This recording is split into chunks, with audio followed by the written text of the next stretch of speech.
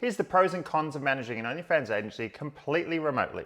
Now, as you're going to see in my intro here, hey, I'm Bjorn Olsen from YourOFEmpire.com and the Empire Forums. I'm the owner of the OnlyFans Empire, an OnlyFans management agency managing girls in the top 1% from all over the world completely remotely, hence different hotel rooms and all my different videos. Check out our agency at YourOFEmpire.com or check out my social media at Bjorn Olsen Official on all major social media platforms. But for now, let's get back to my video. So you can see it's kind of my thing. I travel around the world managing an OnlyFans agency completely remotely, as you saw in my intro. Now the pros probably speak for themselves. The pros, there's things like the freedom, being unplugged from the matrix, as Andrew Tate says, traveling, experiences, getting to see whatever you want, getting to go wherever you want, being minimalistic, having an office that can pretty much just unpack out of a bag. It's kind of cool. It's kind of cool not having to rely on so many assets and not being tied to materialistic things. The other thing is there's no 9-to-5 schedule. You can work wherever you want. Well, providing you've got the right things automated and the right VAs and the right chatters and, providing you've got all the systems in place, there's no 9-to-5 schedule. It's not like you're getting in the car driving to work like everyone else is and then getting in the car driving home like everyone else is, being in traffic for half the day. Now, the other thing is you can work just completely from your laptop and phone. Well, I'm assuming, otherwise you wouldn't be able to travel around doing this. But the main thing I want to get to are the cons of doing this. You are essentially homeless. That can be cool, and it is great because living the life, being free, not tied to materialistic possessions. Well, what does that mean? That means you're homeless. Now, that also has kind of a negative connotation to it, but it can be freeing. But this means you have no home base. Now, what I'm finding with having no home base is that I'm kind of reaching a local maximum in terms of how big I can grow my agency. I've got it to around 12 models. I used to have a lot more when I was just hanging out in Melbourne, but now that I'm traveling around, I found I had to lower it to about 12, especially now that I'm coaching and doing YouTube channels and YouTube content, which I actually never planned to do. But I found that having more than 12 models while traveling around is quite difficult. If I were to be honest, the main reason is that I can't bring my phone farm on the road with me. By phone farm, I'm referring to dating app marketing. As I say, dating app marketing is like the holy grail of OnlyFans marketing. I pride myself on this. I like to think that I know fucking everything there is to know about this. And yes, I know App Cloner. Yeah, I'll just have one Android phone, use App Cloner, create all these different apps. Yeah, that's cool and all, but they get banned so quickly. The only way to automate it is to remove these dating app profiles from App Cloner to a web browser. Now, the dating apps don't really like this, and the accounts definitely don't last as long. That's what I've found anyway. But if you don't do this, then you can't automate. What, am I gonna open each fucking 100 profiles and swipe? You can't do this, so you have to automate it, and the only way to do that is to get the dating app profiles onto a browser profile or use iPhones. Now, as I preach about in all my videos, iPhones are the way. But when you're managing 200 of them, it makes it a little difficult to travel. Now, I fixed this problem. I've set up shop at my brother's house. He is managing 200 iPhones. I pay him accordingly.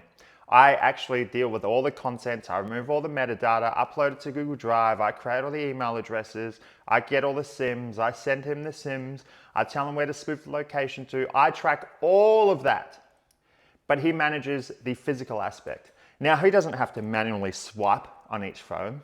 We fixed this problem as well using a switch control function. I made another YouTube video about it. It's essentially using an iOS function that can replicate swipes and taps.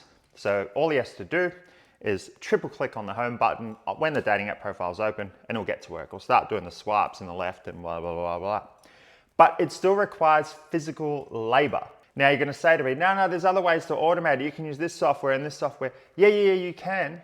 But it doesn't work near as well, especially now that Tinder and other apps like that are upping their security measures. It's going to get to the point, in my opinion, where App Cloner is not even going to work, where dating app profiles on browsers aren't even going to work, in my opinion, because there are just so many holes. There's so many anomalies that can be detected.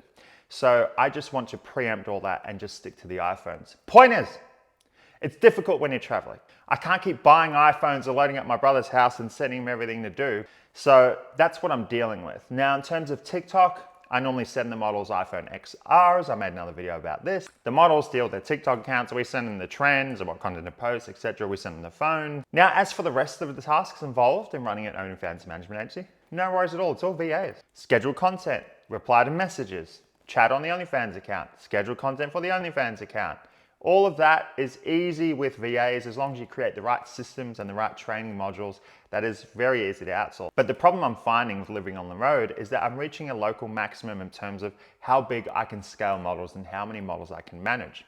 You know, I can't just keep shipping phones out to models. They can't deal with 10 phones, as opposed to if I were to set up base, set up a headquarters where I could literally have phones for days, physical people managing the phones, physical people managing the content, and then I could also have a studio where models can come in and either do lives or film content or record content, which isn't as big a deal as some of these other nerds on these YouTube channels make. Content house, oh my God, I content house. Anyway, content house, that's not the end all be all. I've never had any issues with models creating content to sell. All they do is upload it to Google Drive folder. That is no problem at all. You don't need to be there to supervise them. You don't need to watch. You don't need to participate. Pretty sure a lot of these guys just suggest content houses for their ego. But I gotta say, that would be great for branding, which leads me on to another con. It is very hard for branding. You'll notice in all of my YouTube videos, there's no LEDs on the back. There's no flashing logos. I'm always at a different location. There's no LEDs in the back to help with the depth of field in all my YouTube content. That's why it's kind of not as interesting to watch as some other videos. Now, another con, it's actually hard to get in a flow state when you're working. Now, if you're very disciplined, you might not have a problem with moving around, unpacking, setting up, going to work, packing back up or staying there a couple of days or whatever and getting in a flow state, whatever. You might not have a problem. But I'll tell you what, it's kind of hard because whenever you go to a new location and you have a different setup, your brain's kind of like still on the edge a bit and it's still wondering what's going on.